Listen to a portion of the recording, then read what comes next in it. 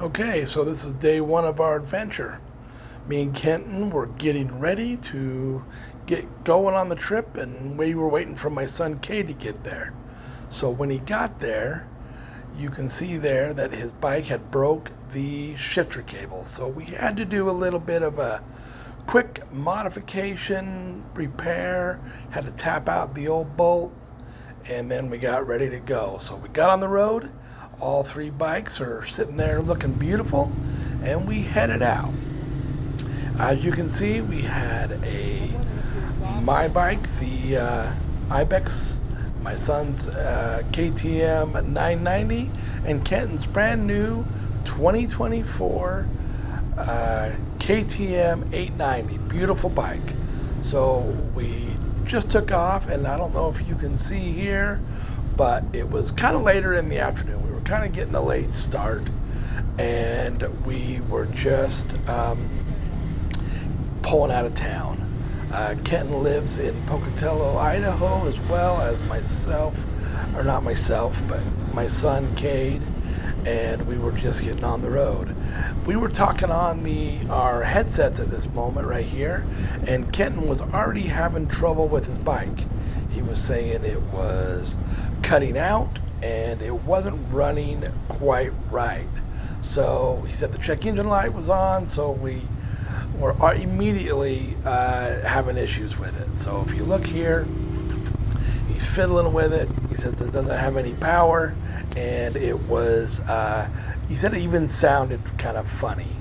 So he's fiddling with it, continue to mess around with the settings on it, and I think here in a second we take off. So let's give it a second here.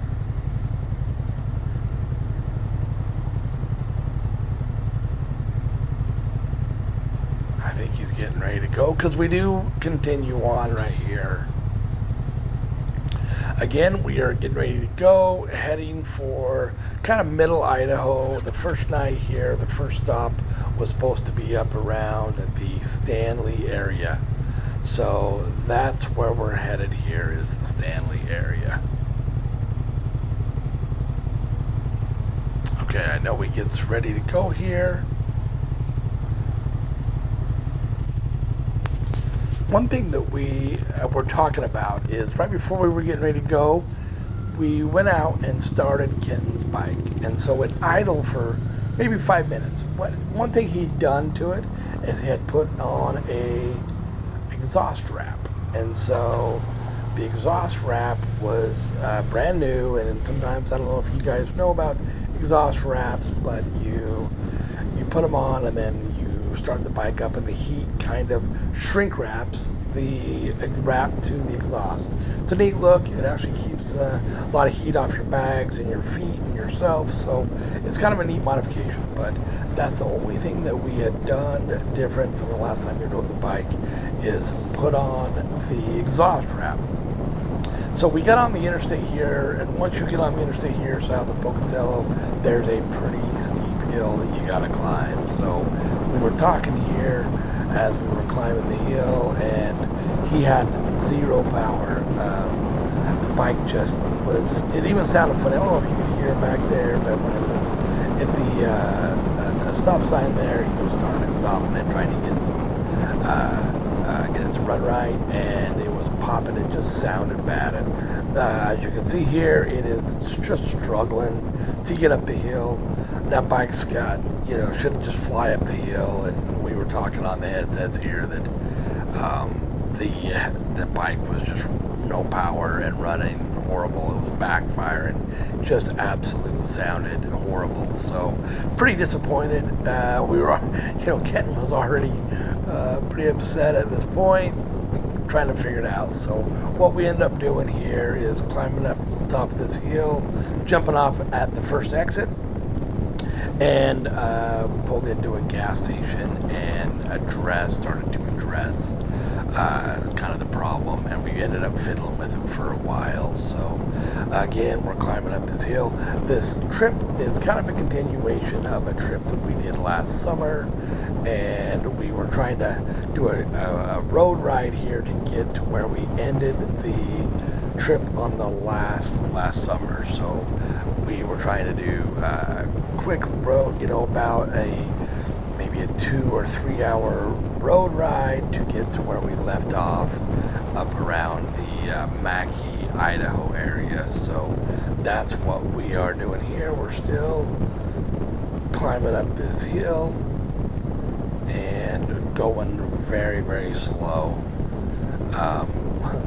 It was pretty disappointing, all right, at this point. So this trip started out, and you'll hear me continue on in the video throughout the weekend, referring to the KTM situation. So I'm not going to do a spoiler alert yet as far as the remedy or what we ended up doing on this, but it will come in the next video. I just wanted to get this out. So we jump off here at this exit, and we are going to run down the hill here to the Maverick. So we're hopping off. I don't know if you can't hear much of our conversation. Maybe you can hear me talking, but we were just troubleshooting even at this point of what was going on. So here we go.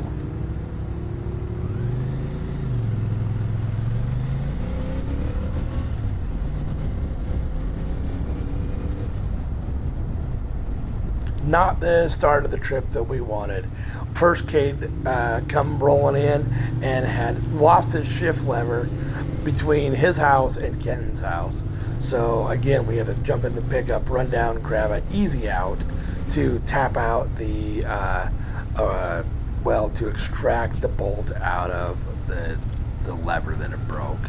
And then we had to drill that out and do that real fast, which all in all ended up being a very fast fix. But anyway, here we are at the Maverick.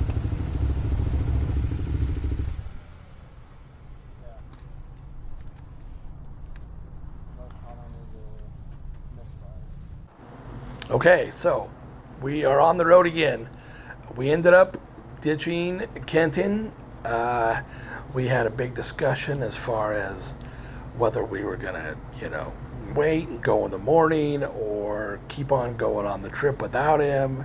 It was super depressing. The trip just got third, not as fun right that minute, and he was about as disappointed as I was and Kate was, and we just were super discouraged at this point. But we ended up making kind of a plan to meet up the next day, and that's ended up, just spoiler alert, that's what we ended up doing. So Kenton does end up joining us the next day. So we jump on the bikes and we head out across the desert between Blackfoot, Idaho, and we are coming into Mackay, Idaho. It's a little town. If you look over to the right here, you're looking at a mountain range. And those mountains, in fact, when we get out of town here a little ways, Mount Bora is on the right. And Mount Bora is the tallest peak in Idaho, so it's pretty high. It doesn't look quite as majestic as other peaks in other places because we are such a high sea level right now that it's the highest peak in Idaho, but we're already so high. So quick gas stop here, jumping off, grabbing some gas in Mackay, and we are back on the road. At this point, it's just me and Cade, and here we go, back on the road. So anyway, we are heading out of Mackay here. Used to spend a lot of time here in Mackay as a teenager. My sister was a bear and mountain lion guide and lived in Mackay for several years while I was in high school. And so we would, me and my buddies would come up to this town and bear hunt and lion hunt, believe it or not, throughout the summers and hunting season, and a lot of good memories here at Mackay. So it was kind of good. I haven't been to Mackay for quite a few years, so it was really fun to get in there. So we get out through Mackay, heading up towards the salmon area, coming into this little canyon here. little twisties. I'll shut up and let you look at this.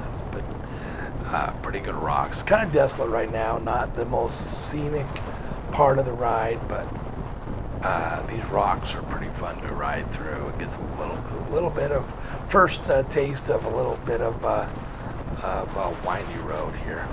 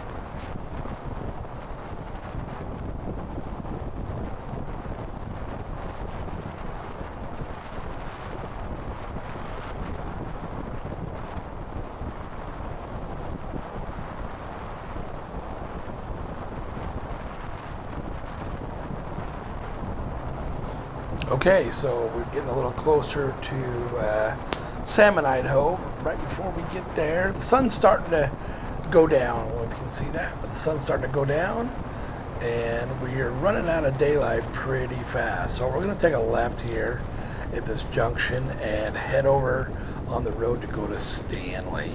So we're going to take a left here, and kind of things start to improve as far as scenery goes. We kind of ride along this creek, this river. I think that's the Salmon River. Don't quote me on that, but I'll have to look it up. But now, have no fear. We're just, like I say, on this trip, we were hustling to get to where we kind of ended our last trip. The last summer, we ended our trip in Chalice, which was right up this road here. When we get closer, this road will take you to Chalice. I ended up tearing my meniscus right to the left of here on the dirt road. So we're skipping the dirt part of this trip to get to where we ended up finishing the last summer. So have no fear. Tomorrow is about 99% dirt. As soon as we get to the campground here tonight, the rest of the day tomorrow is all dirt. So it got a lot funner. We're just trying to get to where we left off. But this canyon right here is pretty majestic. The temperature tonight was just perfect. I also can see that I need to be better about cleaning the lens on the camera.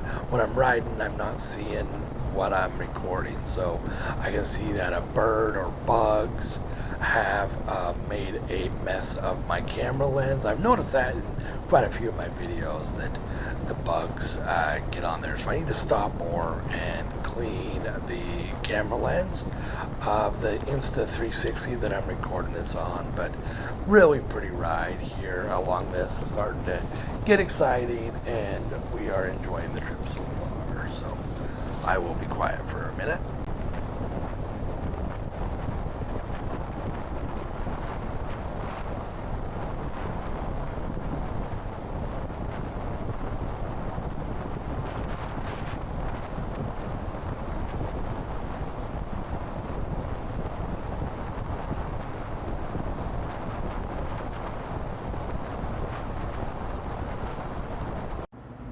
Okay, so we stopped and got some gas.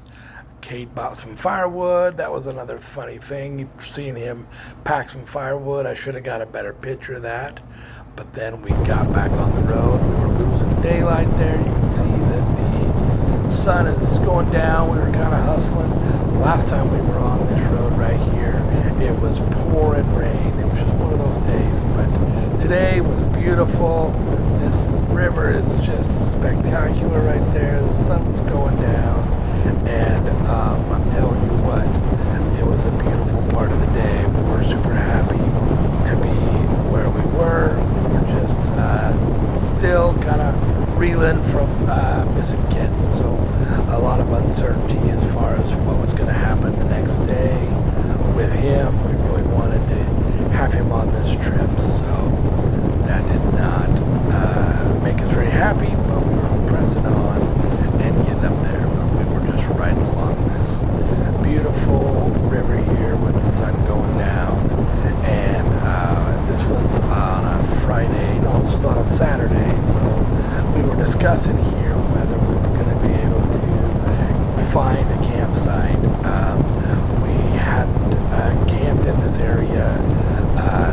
We were going to camp there last summer, and we didn't. We ended up hustling into a hotel in Stanley, and we ended up staying the night at the hotel, so we hadn't scoped out these campgrounds. The next morning when we took off, we ended up finding, 100 of them. We could have, stopped anywhere and got a campsite. So we ended up staying in a paid campsite, which was fine.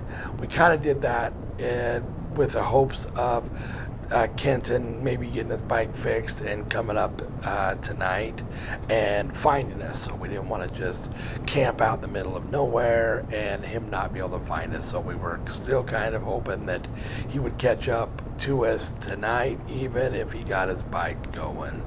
So we did not want to get too crazy. So, but we was on like I say, it was on a Saturday night here, and we were hoping that there was a campsite left, which we ended up finding one. It wasn't a big a problem, but there was quite a few people up there camping. So.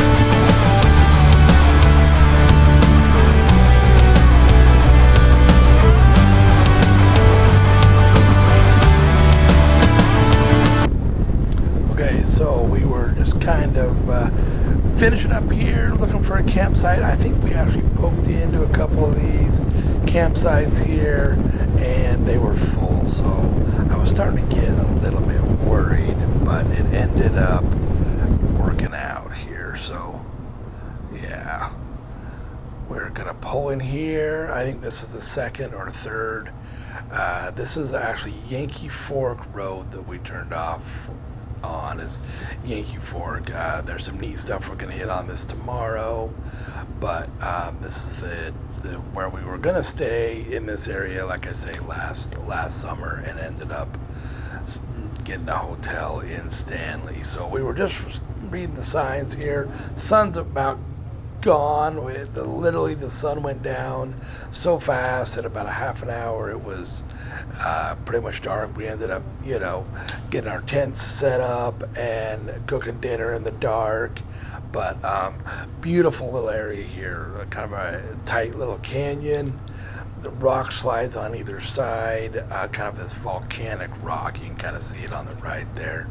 But it was just a pretty place to pull into and set up camp. There was some other people there from I don't know where they were from, but they were super nice neighbors. Would have rather not had any neighbors, but beggars can't be choosers. So anyway, we were scoping out the campsite here, kind of where to put our tents and whatnot. But I got it. I had him break it. campfire time.